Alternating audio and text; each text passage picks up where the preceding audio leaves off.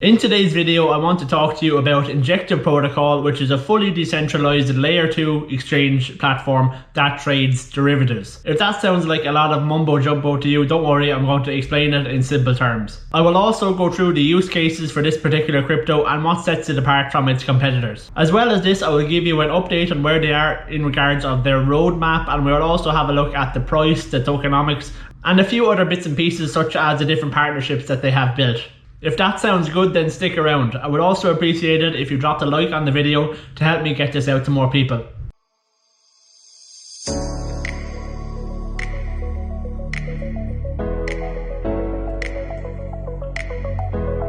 Hopefully everybody here is familiar with what a DEX is, but for anybody who is not, here is a quick explanation. It's important to understand this if you want to get your head around what Injective Protocol actually do. A DEX, which stands for a decentralized exchange, is a type of cryptocurrency exchange where you can trade with one person to another without the need for any middleman. So it's completely peer-to-peer, unlike centralized exchanges such as Coinbase, who actually act as the middleman. Here is just a table which summarizes the key differences between a decentralized exchange and a centralized exchange. They both have their good and their bad points. So a centralized exchange is highly liquid, it's regulation friendly, and it's easy to use, but you give up your privacy and also you don't have custody over your private keys. Whereas with decentralized exchanges, your privacy is fully intact and you have full control over your private keys.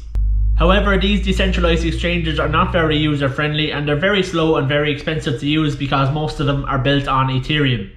And as we all know, the gas fees on Ethereum at the moment are pretty crazy. So as a result of this, decentralized exchanges are not used half as much as centralized exchanges such as Coinbase or Binance. What Injective Protocol are aiming to do is to bridge the gap between the both of these. So now let's have a look and see how they plan on achieving this. First off, let's have a look at the types of financial products that you will be able to trade on their exchanges. As I mentioned earlier, they're a derivatives exchange, so they're targeting this market. So you will be able to trade things such as CFDs, swaps, stock futures, and forex.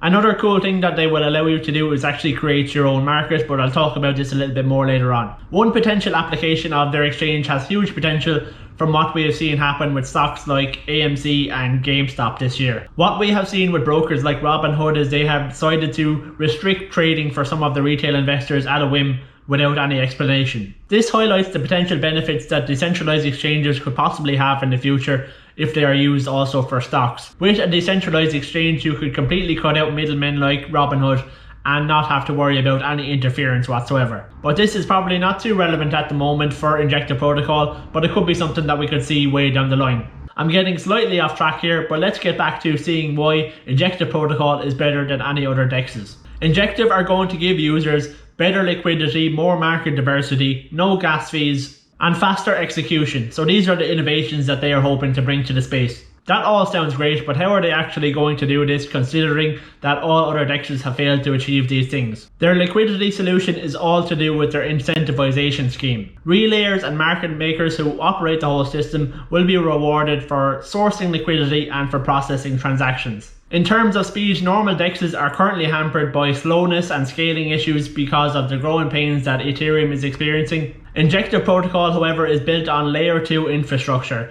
so that will mean it will have much lower costs and much faster transaction speeds.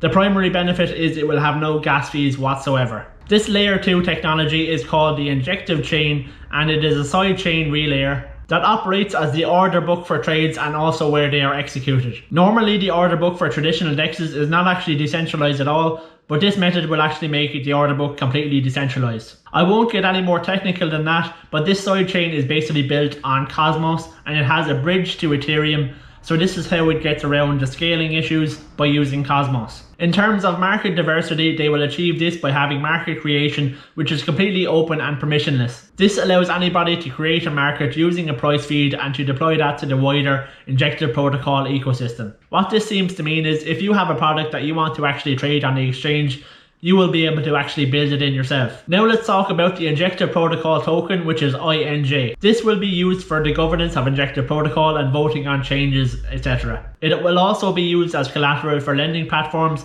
the same as if you were taking out a loan in any other DeFi platform such as Compound. As well, as I mentioned earlier on, they will be used as part of the incentivization scheme for relayed node operators and market makers. So they will earn these rewards in Injective Protocol tokens for operating the whole system. Injective Protocol works on a proof of stake system as well, so you can actually stake your tokens as well and earn pretty nice rewards. Now let's have a look at the price, the tokenomics and the roadmap. Here is the full roadmap. Where we currently are is they have just commenced the first phase of their mainnet launch. Up to now everything was still on their testnet, so we're pretty far along their roadmap, so we're in the second last phase of it here, as you can see on this diagram. So they have further broken down this mainnet launch into a few different steps, and I believe we're in the first of I think 3 of those steps. If you want to keep track of progress with the project and its latest updates, then I would recommend you actually following them on Twitter. They give some regular and pretty good updates. So let's have a look at one of the latest ones that they just gave us. So this was everything that they actually achieved in May 2021. So they have a highlight section here. So they had a pretty busy month, as you can see here. They had a big list of stuff that they have achieved. So they announced the commencement of the first phase of our mainnet launch. They launched the Injective governance for derivatives markets and released Equinox governance walkthrough. They rolled out an Injective insurance fund. They selected Burnt Finance as the first Injective incubator project. In terms of partnerships, they collaborated with Division Network to launch NFTs in the metaverse. They unveiled an INJ BNB vault with our partner Ramp DeFi. They got listed on crypto.com, and I'll leave you read through the rest of the list in your own time. Let's jump over to CoinMarketCap and have a look at the price and the tokenomics, just so we can get a better feel of where it actually is at the moment. So on CoinMarketCap at the moment, they are ranked at number 146 on the list. The price as I'm making this video is trading at $9.46. Of this, 28% of them are in circulation, so that is 27.5 million tokens are currently circulating. So it was launched in October of last year, and it was launched at a price I think of about 70 cents. And then this started to slightly grow, and it got serious growth then towards the end of the year and into February, and it's kind of settled then around $13 or $14, and it moved sideways then until the middle of April, when it decided just to go a little bit parabolic and went all the way up to the all-time high. It was up around $23, and then when the whole market decided to tip over, it came down with it. So it came down like a lead balloon, and it went all the way down as far as $7. And it has come back up now to about $9.50 at the moment. So I think the price is pretty much suppressed there when you look at the history of it all.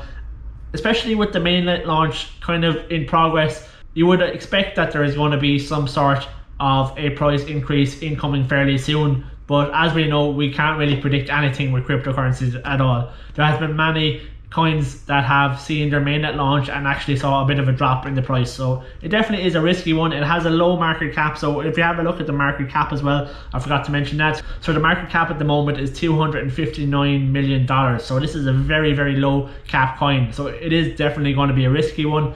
It definitely is a very high risk and very high reward investment, and not one you would want to take lightly. And just to be clear, this video was not made as financial advice whatsoever. This is just to help you with your research.